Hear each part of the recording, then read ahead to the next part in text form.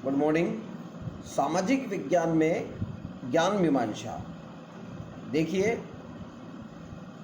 BA part द्वितीय में जो रिसर्च मैथोलॉजी का पेपर चलता है, इस पेपर के अंतर्गत हमको अनेक प्रकार की वैज्ञानिक पद्धतियों के बारे में जानकारी की आवश्यकता पड़ती है।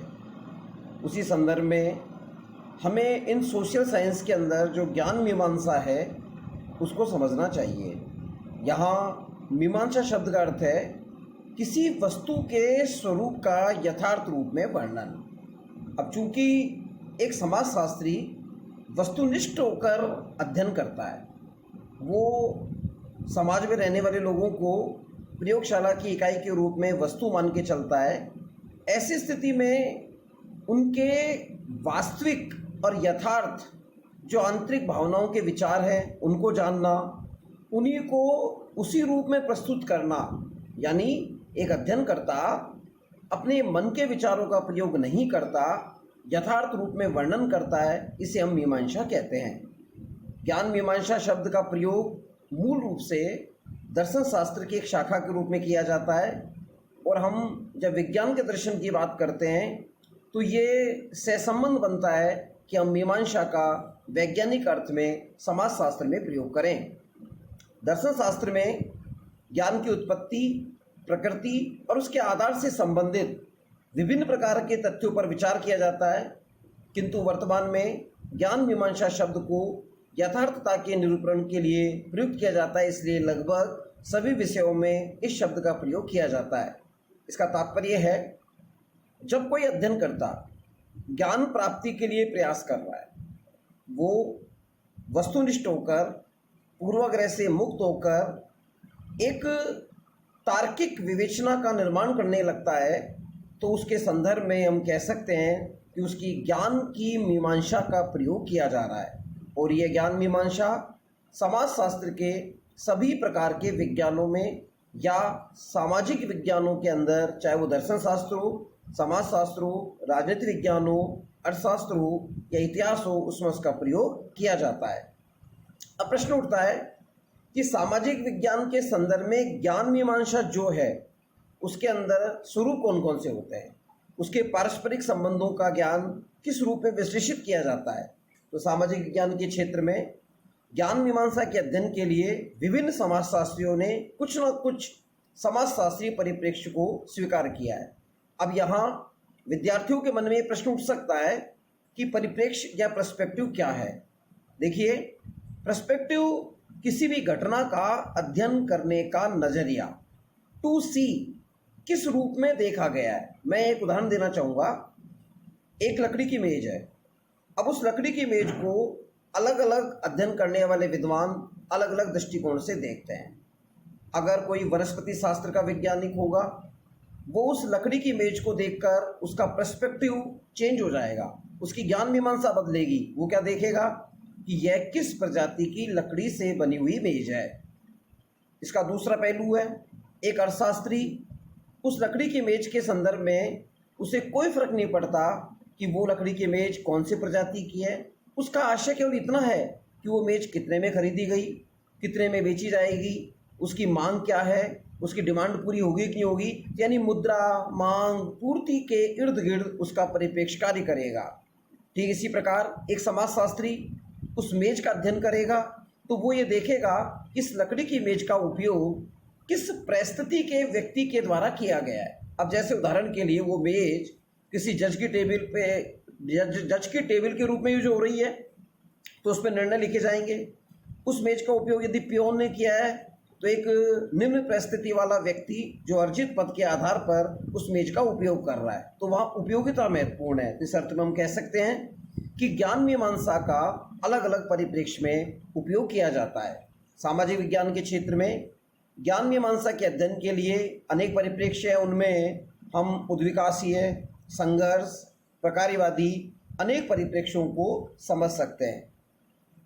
उद्विकासीय परिप्रेक्ष्य क्या है? इस परिप्रेक्ष्य के अनुसार जब हम विश्व के सभी समाजों को देखते हैं तो यह ज्ञान होता है कि विभिन्न समाज विकास के विभिन्न स्तरों पर हैं। वैश्विक रूप में कुछ समाज आर्किटेक्ट अवस्था में है, कुछ समाज विकास की चरण सीमा पर हैं। इन परिप्रेक्ष्य के अंतर्गत विभिन्न स्तरों के ज्ञान हेतु विभेदीकरण की अवधारणा का प्रयोग किया गया।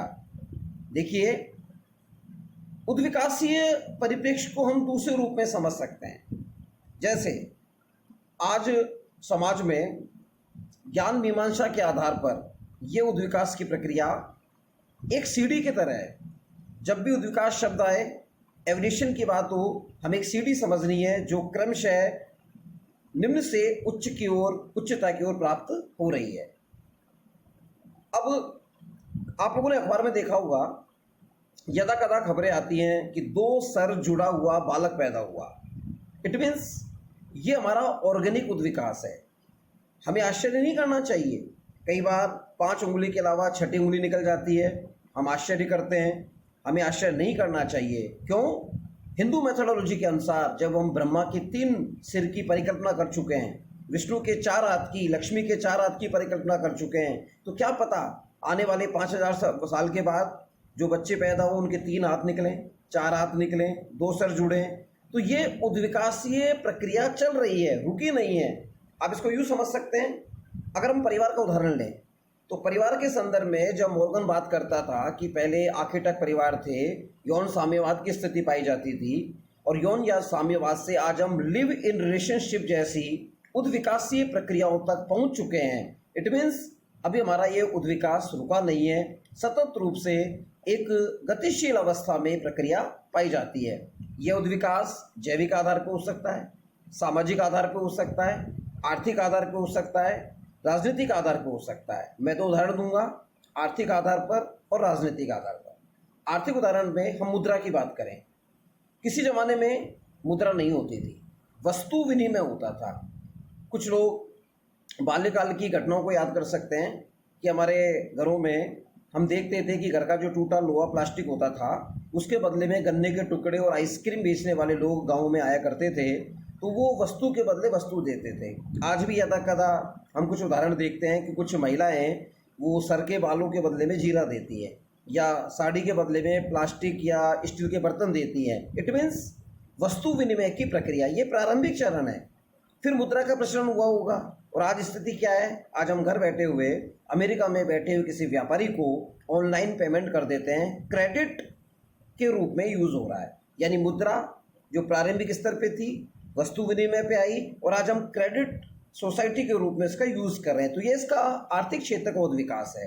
राजनीतिक क्षेत्र की बात हम करें, पहले मुखिया सर्वोच्च हुआ करता था, मुखिया के आधार पर वो निर्णय लिया करता था। धीरे धीरे लोकतांत्रिक व्यवस्थाएं आई, मतपत्र का प्रचलन हुआ, नए नवाचार आए, और आज हम क्या देख रहे हैं? ईवीएम मशीन के माध्यम से हम वोटिंग करते हैं और एक नए प्रकार के लोकतांत्रिक समाज की स्थापना हो रही है। तो आप समझ सकते हैं, जिस प्रकार अर्थशास्त्र के क्षेत्र में उद्विकास हुआ, ठीक उसी प्रकार राजनीतिक क्षेत्र में मतदान, मत प्रणाली और मैनिफेस्टो के रूप में उद्विकासी परिप्रेक्ष्य को हम देख सकते हैं। संघर्ष परिप्रेक्ष्य के अंतर्गत इसके प्रवर्तक कार्ल मार्क्स माने जाते हैं। जब भी मार्क्स का नाम आएगा, हमारे मन मस्तिष्क में ज्ञान मीमांसीय आधार पर हमें स्थापित करना होगा कि वो कॉन्फ्लिक्ट सोसाइटी के बारे में बात करते हैं। उसने 2 वर्गों की बात की, एक वो है जो वंचित है, सर्वहारा, एक वो है जो उत्पादन के साधनों पर अपना अधिकार रखता है, उसे हम पूंजीपति कह सकते हैं। होता यह है कि पूंजीपति सर्वहारा के प्रति शोषण का भाव रखता है, वो चाहता है कि मुझे सुविधाएं कम देनी पड़े, अधिक से अधिक लाभ प्राप्त हो, जबकि सर्वहारा क्या चाहता है कि उसे सुख सुविधाओं में वृद्धि हो और उसे कम काम करना पड़े। अभी देखिए, दोनों तथ्य एक दूसरे के विपरीत प्रतीत होते हैं। ऐसी स्थिति में संघर्ष यहाँ पर अति आवश्यक रूप से होगा। वर्तमान समाज को संतुलित समाज मान लेना हमारी त्रुटिपूर्ण धारणा है, क्योंकि कार्ल मार्क्स कहते थे अब तक का इतिहास वर्ग संघर्ष का इतिहास रहा है। यानी किसी भी प्रकार की संरचना की हम बात करें, चाहे हमारी आखेटक आदिम संरचना हो, चाहे हमारी सामंतवादी संरचना हो, चाहे हमारी लोकतांत्रिक मूल्य प्रणाली वाली व्यवस्था हो, हर स्थिति के अंदर संघर्ष अनिवार्य रूप से पाया जाता है। वर्तमान समाज स्वार्थों के संघर्ष से ग्रसित प्रतीत होता है। सामाजिक जीवन का प्रमुख आधार सामान्य सहमति नहीं, वरन असहमति के विभिन्न आयाम हैं, जो विभिन्न समूहों के मध्य सत्ता पाने की प्रतिस्पर्धा के फलस्वरूप प्रकट होते हैं। अतः समाज की प्रमुख प्रक्रिया संतुलन अथवा एकात्मकता नहीं है, उसमें संघर्ष में ही निहित होती है। यहाँ हम कार्ल मार्क्स के अतिरिक्त कॉलिंसन, डेरेनड्रॉफ का उल्लेख भी कर सकते हैं। और यहाँ एक नई चीज़ और है, संघर्ष के परिणाम हमेशा हानिकारक होंगे, ये भी सही नहीं है, क्योंकि लेविस कुब्जर एक ऐसा विद्वान था जिसने संघर्ष के प्रकार्यात्मक परिणामों के बारे में भी बताया। उसका तर्क था कि संघर्ष जब होता है तो कहीं ना कहीं उसका एक पॉजिटिव सेंस भी होता है। उदाहरण के लिए, दो परिवार रहते हैं। एक परिवार का अपने पड़ोसी से किसी गली के अंदर पानी आ रहा है या नाली उसकी टूटी, उस पर झगड़ा हो गया। अब देखिए, एक परिवार में रहने वाले 3 भाई आपस में झगड़ा कर सकते हैं, लेकिन जब पड़ोसी से विवाद हुआ तो तीनों भाई एक सुर में उसके साथ सामना करेंगे। इस स्थिति को देख के तीनों भाइयों के मन में ये विचार आ सकता है कि अरे, अगर हमारा पड़ोसी के साथ झगड़ा नहीं होता तो शायद हमारे मध्य जो छिपा हुआ प्रेम था उसके बारे में जानकारी नहीं मिलती। इसका मतलब कोजर यह सही हो गया कि प्रकार्यात्मक पक्ष के रूप में संघर्ष के परिणाम सकारात्मक भी हो सकते हैं, ऐसी उन्होंने विवेचना की थी। जीवन में सुविधाएं प्राप्त करना चाहते हैं और जिनके पास सुविधाएं नहीं है, इन दोनों के बीच में एक बड़ा गैप आ जाता है और संघर्ष उत्पन्न लेता है। वर्तमान में फ्रैंकफर्ट विचारधारा और आमूलचूल परिवर्तनवादी समाजशास्त्र, जिसे हम रेडिकल भी कह सकते हैं, इस विचारधारा के आधार पर बुद्धिजीवियों को काफ़ी प्रभावित करते हैं और ज्ञान मीमांसी आधार पर इसकी विवेचना की जाती है। एक होता है संरचना प्रकार्य परिप्रेक्ष्य। इसके अंतर्गत ज्ञान मीमांसा का ये सबसे प्रमुख परिप्रेक्ष्य है, क्योंकि इस परिप्रेक्ष्य के द्वारा किसी समाज के संदर्भ में यह ज्ञान प्राप्त किया जाता है कि किस प्रकार किसी सामाजिक संरचना की विभिन्न इकाइयाँ विभिन्न प्रकारों के माध्यम से समाज की संरचना के निर्धारण में किस प्रकार योगदान देती है। देखिए, यहाँ मैं रॉबर्ट के बर्टन को कोटेड करूँगा। उन्होंने अपने एक प्रमुख पुस्तक social theory and social structure में प्रकार्य की बात की। वो कहते हैं, किसी भी व्यवस्था को बनाए रखने में इकाइयों के द्वारा जो योगदान दिया जाता है, यह इकाइयों द्वारा दिया गया योगदान उस व्यवस्था के संदर्भ में प्रकार्यात्मक व्यवस्था को बताता है। यह प्रकार्य संरचना को विकसित करता है। इसको हम बोलते हैं फंक्शनल कंटिन्यूटी, प्रकार्यात्मक निरंतरता। विद्यार्थी इसे चारपाई के उदाहरण से समझ सकते हैं कि 2 स्टिक लंबी 2 स्टिक छोटी और उसमें पाए, ये फिक्स होता है कि कौन से स्टिक कौन से पाए के किस होल में डलेगी और एक स्ट्रक्चर डेवलप होता है। तो बिना प्रकार्य के हम संरचना की परिकल्पना नहीं कर सकते। यहाँ मेलिनोवस्की ने आदिम समाजों के संदर्भ में जब ट्रोबियंडा नामक द्वीप पर अध्ययन किया था तो वहाँ अलग प्रकार की संरचना को देखा। रेडक्लिफ ब्राउन ने एक विशिष्ट प्रकार की संरचना को देखा। तो स्पष्ट होता है कि प्रकारों के माध्यम से एक संरचना का निर्माण होता है और यह संरचना किसी भी व्यवस्था को बनाए रखने में अपना योगदान देती है प्रकार्य के रूप में। समाज के संबंध में विभिन्न परिवर्तनों की व्याख्या की जाती है।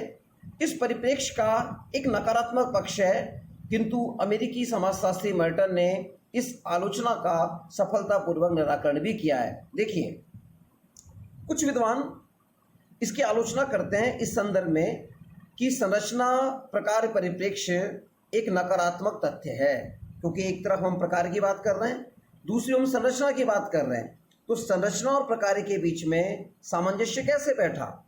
मर्टन मुंहतोड़ जवाब देता हुआ कहता है कि बिना प्रकार के संरचना विकसित ही नहीं हो सकती। इस अर्थ में यह परिप्रेक्ष्य आधुनिक संदर्भ में महत्वपूर्ण सिद्ध होता है। मैं इस पूरी व्याख्या को ज्ञान मीमांसी आधार पर आपको बता रहा हूँ और यह ज्ञान मीमांसी व्याख्या वैज्ञानिक पद्धति के अध्ययन में लोकप्रिय होती है।